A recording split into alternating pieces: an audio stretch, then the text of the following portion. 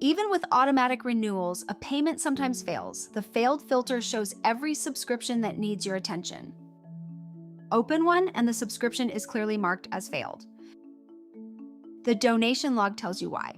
Here, the donor's card had expired. Renewals can also fail from insufficient funds or a revoked authorization.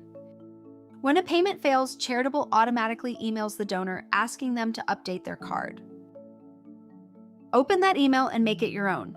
The body uses merge tags, so every message speaks to the right donor. Pull in tags like the donor's first name, the amount they give, and the campaign they support right from the tag list here. For example, "Hi Sarah, we could not process your monthly gift to clean water. Update your card here and your support continues without missing a beat."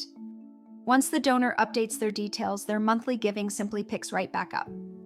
So watch the failed list, let these automatic emails do the work, and your recurring revenue stays healthy.